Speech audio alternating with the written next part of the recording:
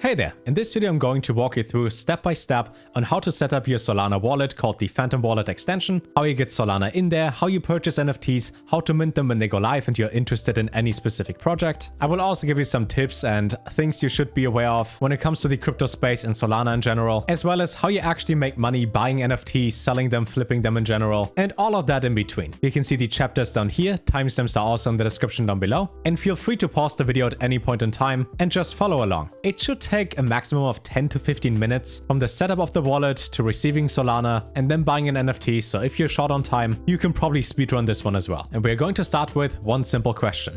Why Solana? Right now, when you buy NFTs, the main sites for that are OpenSea, where you have to pay in Ethereum. There's CNFT, where you can buy NFTs using Cardano, ADA. Then there are some other sites like Binance NFTs, for example, or Altura, which is another NFT marketplace. Those two run on Binance, BNB. And then there is Solana, with places like Magic Eden, Solana Art, or the other two I've listed over here. The major upside of Solana compared to any of the other currencies that you can use to buy NFTs is that you don't have to pay gas fees. I mean, you have to pay them, but you can buy a couple thousand NFTs and you wouldn't even notice that you paid gas fees the entire time, because the gas fees are basically zero. On Binance, they're roughly 10 to 15 cents. On Cardano, they're up to 40 cents. And if you buy anything with Ethereum, it's between like 50 and 150, and that varies from minute to minute. And besides the part where gas fees are basically zero, transactions are also made within like 5 to 10 seconds usually, and it feels a lot smoother and faster personally compared to the other blockchains. I would say Binance is second, then Ethereum, and then Cardano, because they don't have smart contracts yet, but that is a whole nother story. Now that you know the upsides of Solana, which wallet do we use? How do we install that? How do we get that? How do we set that up? The wallet that works with absolutely every single NFT on Solana is the Phantom Wallet. It is a browser extension and it has one giant upside compared to most wallets out there, and that is that if you own an NFT, you can see it in the wallet itself. You don't need another website to see the image of the NFT. So while you do use OpenSea to see all the NFTs that are in your Ethereum wallet, or you use a site like CNFT to see all the tokens visualized that you have on Cardano, in the Phantom Wallet, in the extension, you can see all the NFTs and also send them from there. The links to everything mentioned obviously is in the description down below,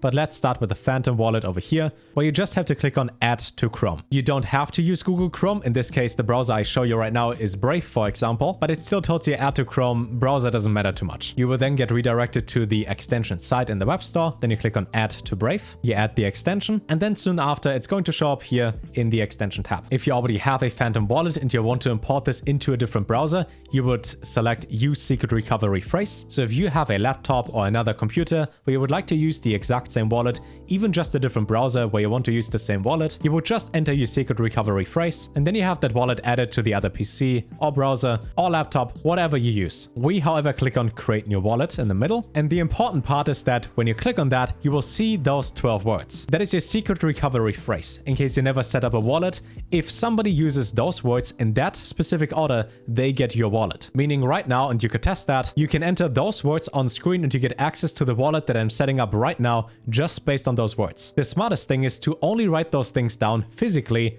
and never store them anywhere on your computer. And then also hide that piece of paper somewhere where it's safe and nobody gets access to. Also, in case you don't trust people around you, set this up when nobody else is looking. For simplicity's sake, I will just save those in a notepad, but you should write those down and then hide them somewhere. Then we click on OK, I saved it somewhere, and then you create a password. This password is only usable if your wallet is already set up. You will need this password every single time you log in. And the one annoying but also safe thing about this wallet is that it's going to lock you out the moment you close your browser. Meaning if I close Brave right now and I open it up again, I'm not logged in anymore, and you gotta use that password to unlock it. The password I will use for this is 12345678, and then we agree to the terms of service and save that password. If you use the keyboard shortcut of Alt, Up, and P, you can open the Phantom Wallet at any point, and that is it. That's how you set up the wallet. The extension is now installed in your browser. Make sure that nobody knows your password or your recovery phrase. Hide those somewhere, and then let's go to the next step. For that, I'm going to go on the left side, and if we open the wallet over here,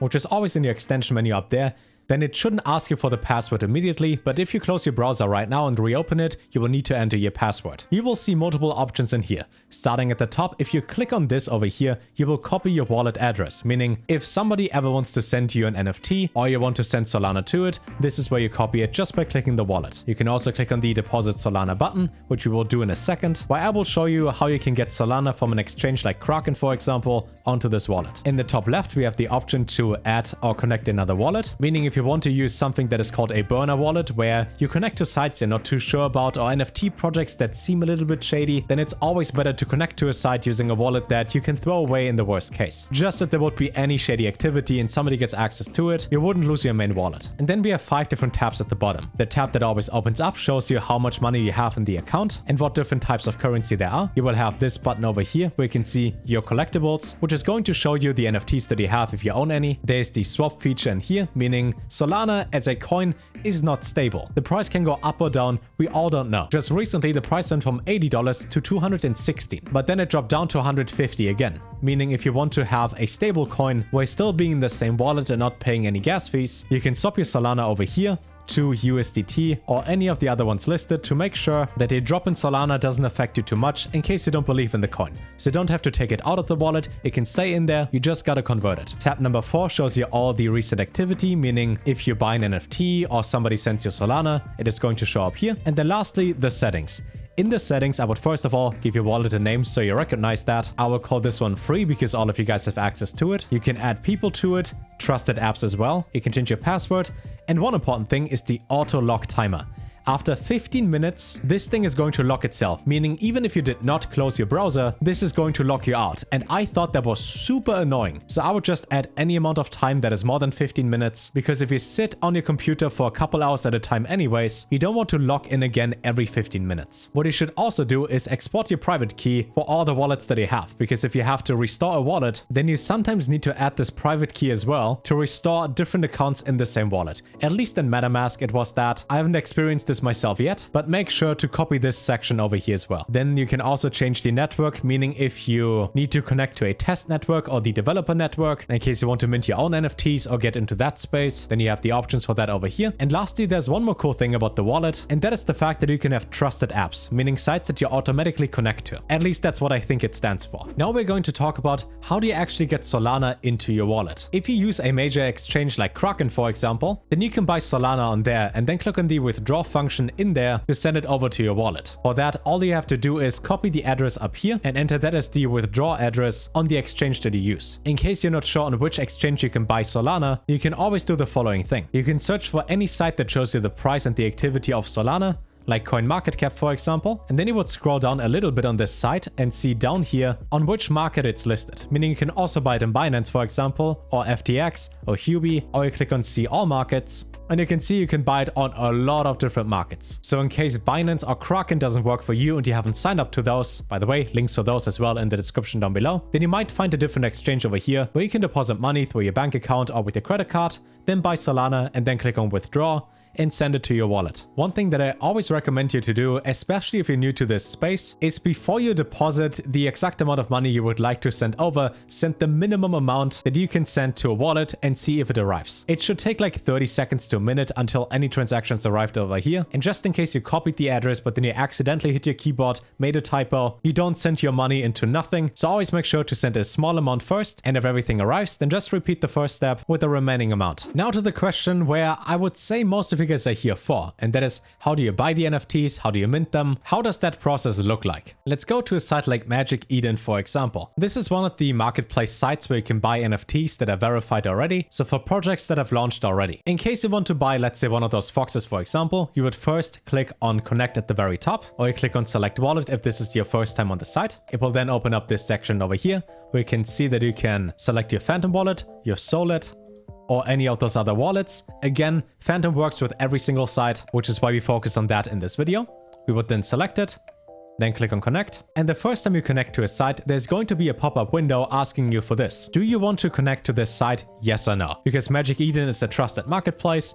Yes, of course. And then we can see the wallet address up here because we are connected. There is one helpful but also somewhat dangerous feature in the Phantom wallet, and that is the auto connect feature. Meaning instead of asking you every single time to approve the connection to a site, you could automatically connect to it, which is bad in some scenarios. Imagine you visit a site for an NFT, which happens to be a scam, and then you connect to it automatically and they get access to your wallet. that wouldn't be good. So if there's the question to auto-connect to a site, just ignore that part and click on no if possible. That is just to be sure. Obviously, you can do what you want, but I wouldn't select auto-connect. Now that your wallet is connected and you have X amount of Solana in your account, let's buy an NFT, or at least let's walk you through how you would buy one. For that, we're going to use my real wallet and real account. Let's say we want to buy this fox over here for 4.4 Solana because it is cheaper than the other ones, and we might speculate that it goes up in value.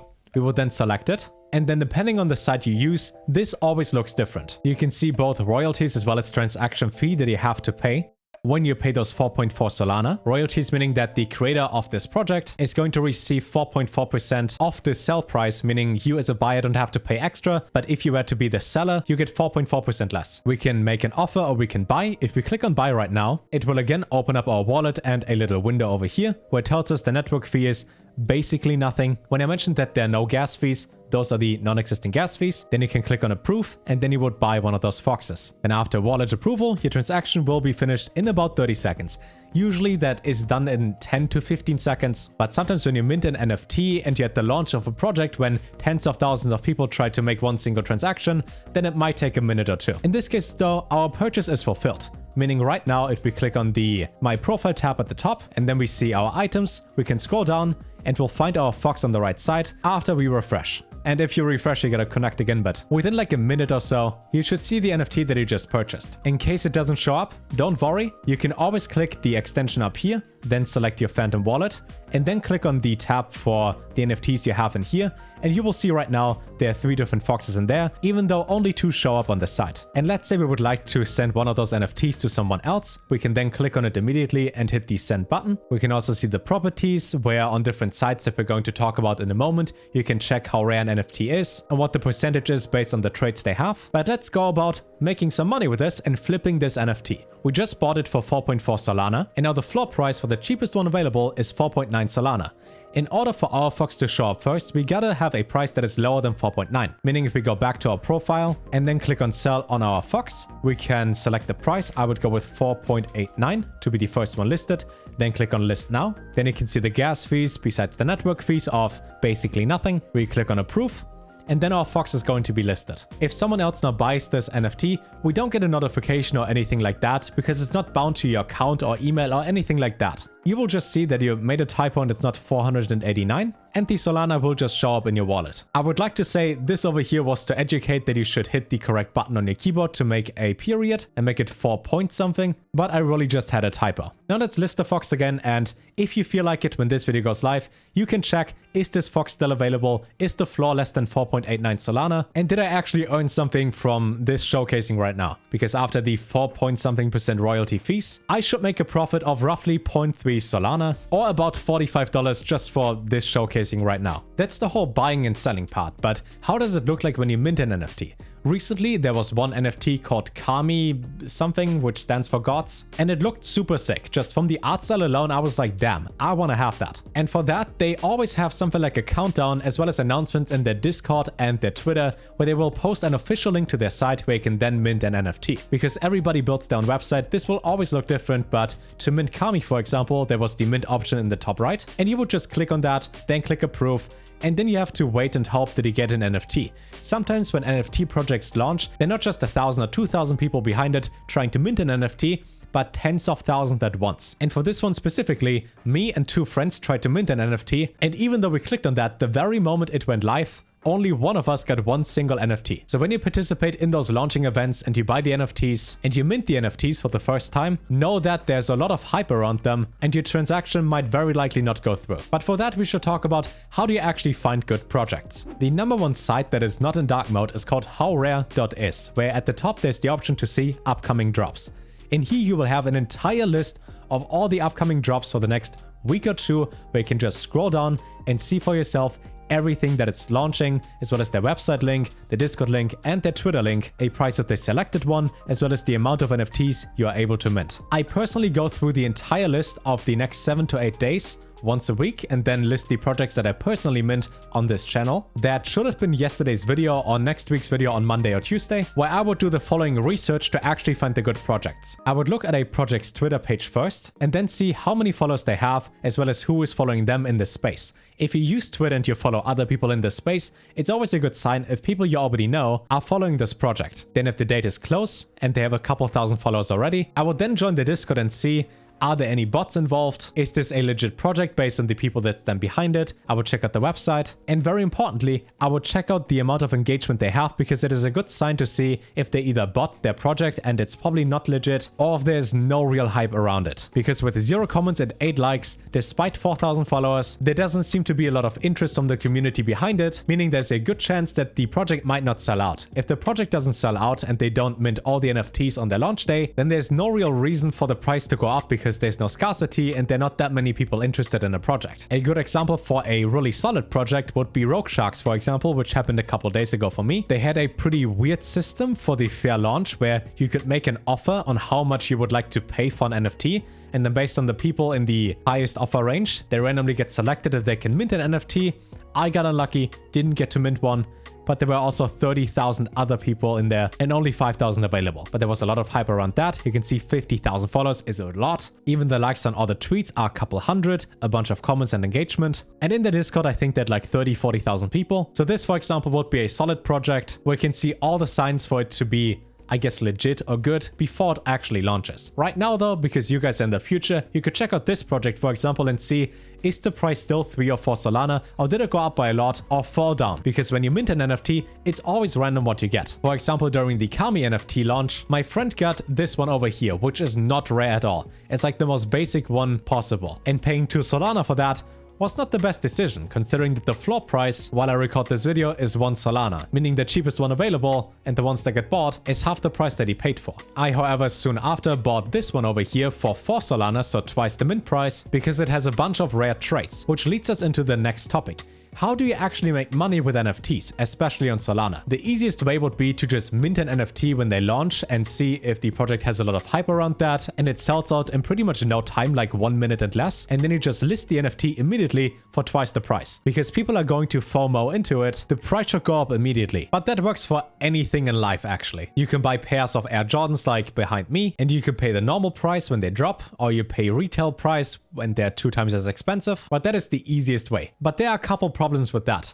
First of all, you need to remind yourself when one of those NFTs drops. You gotta be at home at that point in time, and you also gotta get lucky to not just mint one, but also get a rare one, meaning multiple things play into it, and it can definitely be a waste of time and stress for no reason, because very often you end up not getting an NFT because they sell out too fast. So here's where the next part comes in, where you can actually make money with, and that is buying and flipping them based on the traits. For all the NFT collections that are listed, they all have different traits because they're usually randomly generated. If we take a random project like, let's say, Angry Baboons, for example, we can see the attribute filter over here on Magic Eden. On Solana Art, I think it's in the search bar at the top, so you can search for NFTs based on the background they have. You can also see how many of them are listed, the body, the clothes, the hat. Those traits always differ based on the NFT that you have. So let's go with the rarest background, for example, graffiti, and we can see the cheapest one available is 1.95 Solana, while the next cheapest one is 8.5. So if you understand the NFT space and you looked into this project for longer than 3 minutes, then it might be a smart decision to buy the one for 1.95 Solana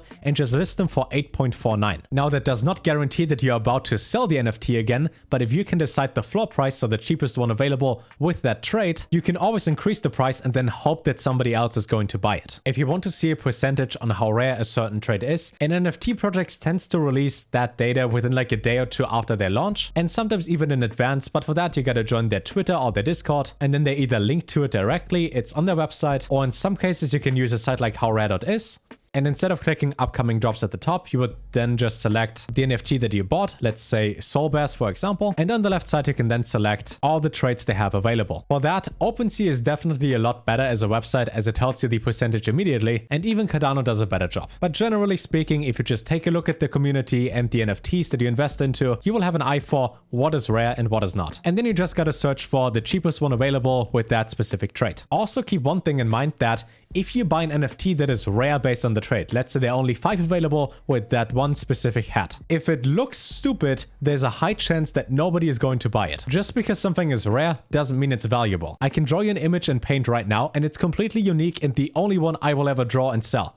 Doesn't mean it's good or somebody wants to have it. Same with NFTs. So if you see an NFT that is rare and also looks good, chances are really high that somebody else is interested in that as well and would like to buy it for you for more than you paid for it. But if it's rare but looks stupid and there's no real hype in the community, then you might just buy something you don't like that is worthless. Never forget that part. As a final point, I would like to talk about something very important, and that is how to not get scammed. I personally didn't get scammed a single time yet, but I was close to getting scammed I think 3 or 4 times already, because scammers are fairly smart, especially if you're not experienced in this space. No NFT project is ever going to DM you.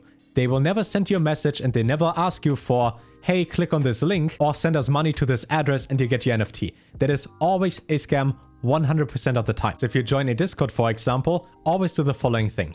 Right-click the server icon, and then go on privacy settings and then turn off allow direct messages from server members. There are a ton of different bots that join Discords just to DM you with some random project or trying to impersonate the admins or the project itself and then trying to get you to click a link or send money to an address. Always have this one turned off, because unless you're a YouTuber, nobody tries to reach out to you specifically, and if they want to talk to you, they will send you a friend request. That never happened to me on Twitter, but in Discord for sure. And then also double check the link that you click on. Meaning if the link to a site is, let's say, Rogue Sharks, for example, and it's roguesharks.io to mint an NFT on that specific day, and people in the Discord chat link a site that is called rogueshark.lo, and it just looks very similar, it's very likely a copy-paste of that website and a scam as well. The last thing you need to look out for is something that is called a dust attack, I think. What that means, and that might have a different name, is that you get a random token in your wallet that you never interacted with. It just shows up in your wallet one day and you think, oh, if I have it and I don't know where it's from, might as well interact with it and sell it. Don't do that. For example, in my wallet, there's a coin called Samoid coin, and I have less than 1 cent of that. If I interact with this, there's a chance that the contract on this cryptocurrency is written in a way that every wallet that interacts with it, tries to buy it or sell it, grants the creator of the coin access to your wallet. I haven't heard a story like that in Solana yet, but that happened to people I know both on Binance as well as Ethereum. So if you have some random token that you receive in here, just ignore it and make sure to not interact with this at all. Lastly, I would like to say, only ever invest into projects that you personally think are worth getting into, meaning if they look stupid and you don't like it, you don't have to FOMO into it. Last week alone, I think I skipped like 3 or 4 legit projects that seemed alright, but I had a bad feeling about. And all 4 of them are now worth a lot less than their mint price, meaning I actually saved myself money by just trusting my gut. The more time you spend in this space, the easier it is for you to understand if a project is good or bad, if it's legit, and if it is going to be worth more in the future. One pretty nice thing in NFTs right now, especially on Solana, is the royalty share. That means that based on the project, 20%, sometimes 50 or even 90% of all the money they make on the marketplaces is going to be distributed amongst NFT holders. This is different from project to project, but the famous Fox Federation I talked about earlier, for example, they will implement that soon. And I'm personally holding 2 Foxes, or 3 if the one that I bought in this video doesn't sell, and you can then stake those Foxes and get a revenue share. So it's like staking crypto normally, where you get a certain percentage paid out over time, but you use your NFTs for that. With all of that being said, links to everything in the description down below. If you got any question, feel free to leave them in the comments. And if you want to see some NFTs that I'm personally going to mint and invest into, or just learn more about the space in general, then make sure to like and subscribe because it is free. Next week on Monday or Tuesday, I will go through the entire list of upcoming NFTs in Solana again, where I look at like 100 something NFTs on howrare.is and filter out all the bad ones, which is 95% roughly, and then give you an overview of the projects that I would personally invest into that happen to get released in the upcoming week. Feel free to join me there. Thank you so much for watching. Have a good rest of your day and take care.